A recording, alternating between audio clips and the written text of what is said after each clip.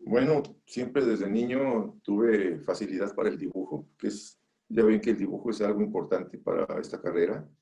Me encantaba elaborar mapas en la primaria y era yo líder en la secundaria y prepa con los trazos y con los dibujos de caricaturas y todo, de Basile con los amigos. Este, Eso fue una parte. Y la otra muy importante que creo que también yo creo que hay una parte de trazos. Y mi madre era modista. Entonces, en la cuestión del diseño y en la daba me decía, yo carpintero y tu madre modista, pues tenías que haber salido arquitecto. Bueno, ya ven que en los libros hablan de una definición de la arquitectura muy común que siempre se oye, que dice que la arquitectura es el arte de proyectar y construir. Pero para mí, la arquitectura tiene variantes. Es una disciplina, pero también yo la considero como un oficio que tiene un proceso definido. Primero interviene la mente a través de la creatividad. Eso es muy importante. Luego se traza esas ideas que se tienen en la mente, se trazan en papel. Y por último, llega un momento en que se materializa, se edifica, se construye. Y siempre buscando que se construya en armonía con la naturaleza. La arquitectura, para que sea arquitectura, tiene que estar construida, se tiene que ver, se tiene que mostrar.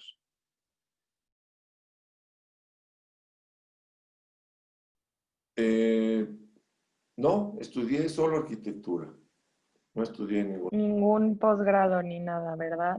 No, pero ahí podría yo comentarles que hay posgrados que se cursan sin estar en las aulas. Es decir, eh, hay posgrados que se cursan que son posgrados de vida, que te llevan a las experiencias.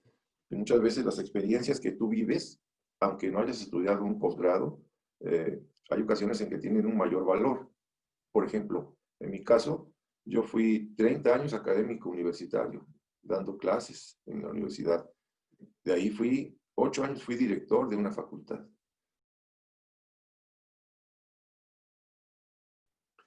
Eh, bueno, el reto más grande que he tenido ha sido nunca dejar de aprender. En realidad, aprende siempre. Desde que tú puedes hacer una obra que tenga 20 metros cuadrados o una obra que tenga 500 metros cuadrados y todo tiene un inicio, un proceso y un fin. Y de todas esas fases tú vas aprendiendo. Aquí lo importante para mí fue que cuando tuve fracasos, los fui aprovechando también para que fueran como nuevas oportunidades. Mi mayor satisfacción ahora como arquitecto ha sido mantener un prestigio de trabajo y de honradez por más de 45 años. Eso es lo más importante. Bueno, ahí es como cuando a un papá la pregunta es como si a un papá le dijeran, ¿a cuál de tus hijos quieres más? ¿No? Es un poco difícil, ¿no? Y nunca vas a decir, yo quiero más a esto, quiero más allá, o me da más satisfacción esto, o me da más satisfacción acá. Eh, Cada fase del trabajo de un arquitecto va dejando satisfacciones y sobre todo aprendizajes. Por ejemplo, cuando un presupuesto es congruente y efectivo, sientes la satisfacción de que lograste un buen presupuesto y saliste bien con las cuentas. Puede ser cuando el comportamiento de una estructura es congruente también y es adecuado. Cuando ves que el edificio que proyectaste con determinadas traves y con determinadas columnas, el comportamiento que tiene es adecuado. O cuando una distribución espacial en un proyecto se te reconoce por el mismo usuario que es ejemplar y que es eficiente. Ahí es cuando empiezan a salir todas las satisfacciones del trabajo que uno hace. Obvio, también hay fallas. Eh, a mí me ha pasado que hago un proyecto, el cliente me dice que así le gusta, que así está bien, así se construye, y luego cuando ya ves la obra terminada, eh, que pasas por ahí o que la usas o que te paras enfrente, la ves, y entonces piensas, caray, el cliente a la primera me dijo que estaba bien y así se construyó, y yo creo que hubiera habido la oportunidad de que esto hubiera quedado de otra manera, de que la altura hubiera sido un poco más alta o de que el color hubiera sido diferente. En fin, te das cuenta a veces que pudo haberse mejorado, pero como el cliente dijo, así me gusta, y entonces ahí es donde te das cuenta que pudo haber estado mejor.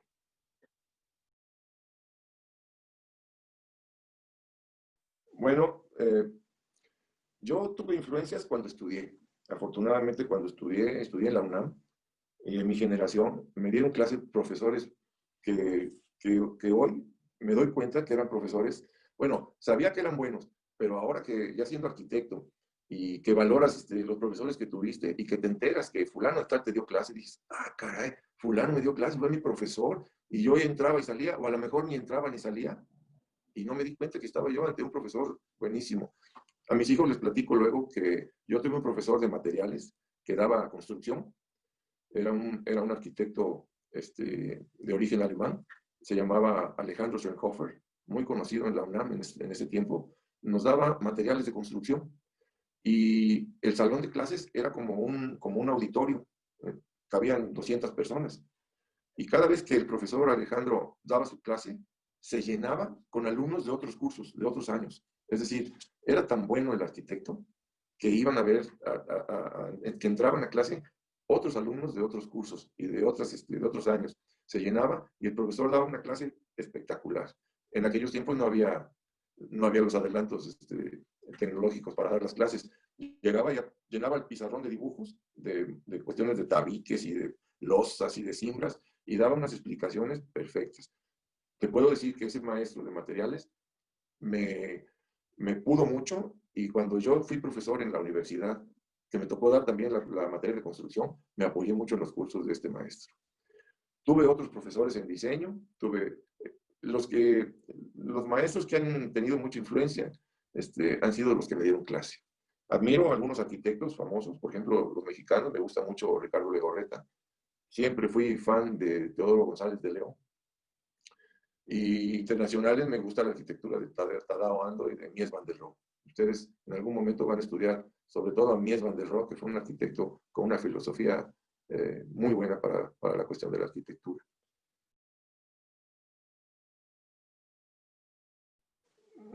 Es una pregunta difícil de contestar porque, mira, mis obras a lo largo de mi vida no han sido a nivel nacional, han sido a nivel local y regional, aquí en el contexto donde yo me desenvuelvo.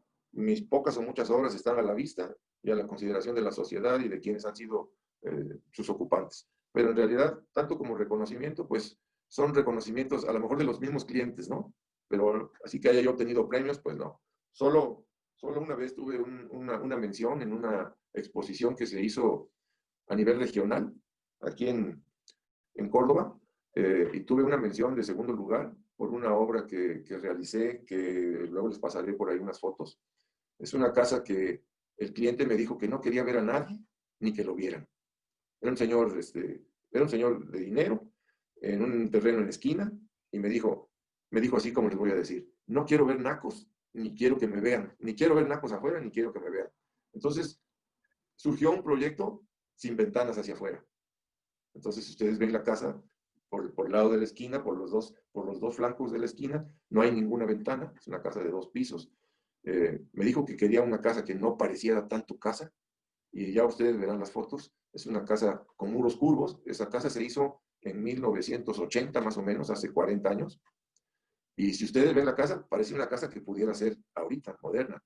Muros curvos, paredes blancas, sin ninguna ventana. Obviamente sin ninguna ventana hacia afuera, pero hacia adentro sí tiene sus ventanas y sus terrazas. Y yo le llamé en aquel tiempo arquitectura vida interior.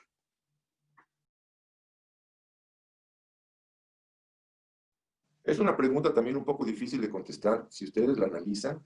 Eh, el éxito, creo que yo siempre he pensado que el éxito también depende de las oportunidades de trabajo. O sea, un arquitecto que gana mucho dinero, eh, fíjense bien, un arquitecto que gana mucho dinero, la pregunta sería, ¿es exitoso? Bueno, es exitoso para ganar dinero, pero a lo mejor sus obras no son exitosas. Hay arquitectos, yo conozco arquitectos malos, malos para proyectar, que tienen mucho éxito porque tienen mucha relación, porque tuvieron la fortuna o la suerte de que lo contrataran personas con poder económico, y entonces construyeron mucho, pero mal y feo. Y hay arquitectos con muy buenas aptitudes, buenos, pero no han tenido la oportunidad, no se les ha brindado la oportunidad. Y entonces, por falta de oportunidad, pueden no ser exitosos porque pues no los conoce nadie. ¿Sí me entienden?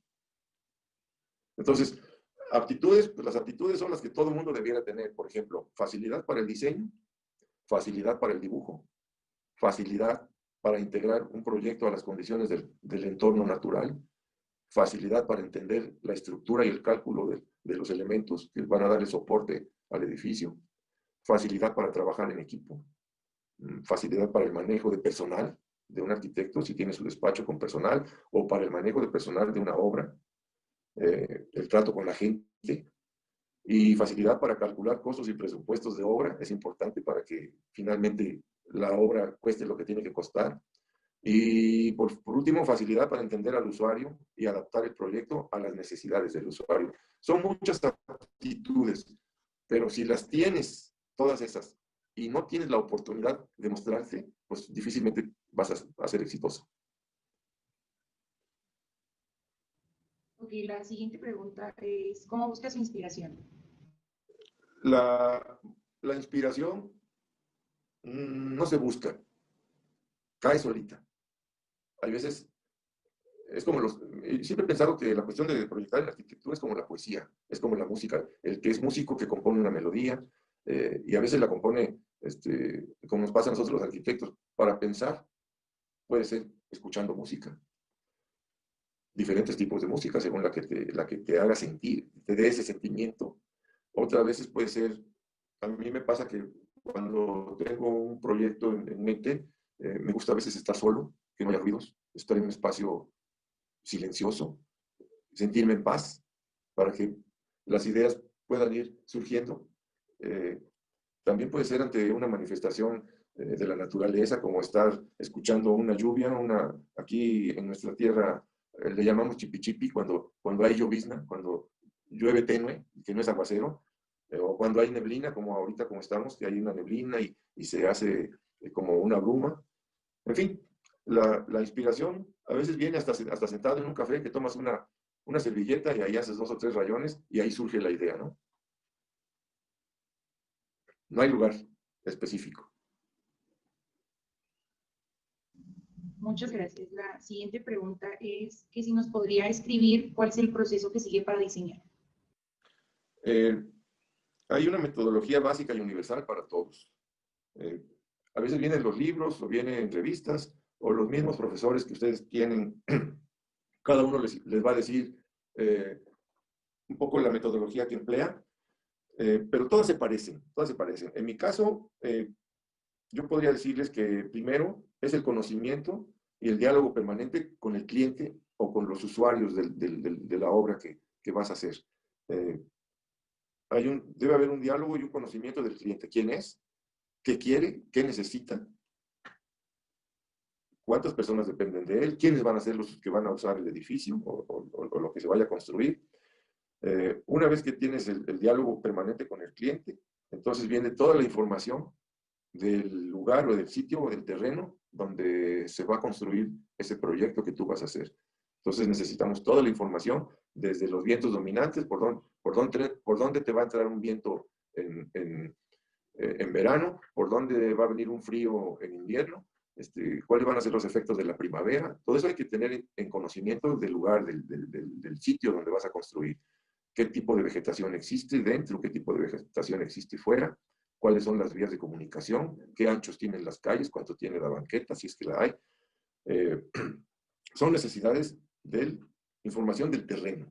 Y luego viene pensar también en el entorno. Y de ahí va a surgir la idea principal de lo que el cliente quiere, de las necesidades del cliente, de la situación e información del terreno o del sitio.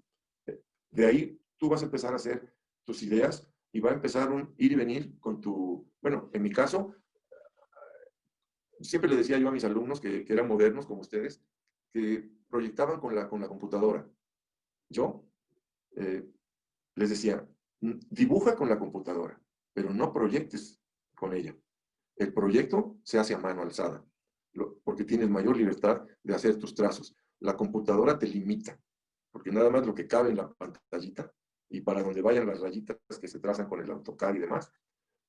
No proyectes con computadora, proyecta sobre un papel, manda tus ideas al papel y el instrumento que sea tu mano, tu brazo, tu mano, y entonces empiezas a hacer bolitas, palitos, cuadritos, puntitos, rayas, con esa libertad para que tus ideas se vayan mostrando en el papel.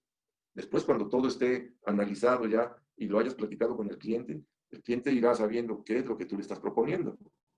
Y después, con el cliente, cuando el cliente diga, eso es lo que quiero, quiere decir que en tanto ir y venir, ya hiciste una prueba, ya tuviste un error, ya lo compusiste, ya lo volviste a hacer. Es decir, la parte más importante de un proyecto es el anteproyecto, no el proyecto definitivo. Lo que ya se va a construir, no, sino tus primeras ideas con las que tú nutres y alimentas las necesidades que tiene el cliente. Y finalmente, cuando ya todo está aprobado, entonces ya se dibuja. El dibujo lo puede hacer cualquiera. Tú te puedes conseguir, yo tengo mis dibujantes, les doy mis ideas, les muestro el anteproyecto y ellos lo dibujan perfectamente en el AutoCAD, en la computadora y todo. Dibujar no es difícil, pero idear, proyectar y dar soluciones con las ideas pasadas al papel, eso es lo difícil. Claro, es lo difícil y lo bonito, ¿no?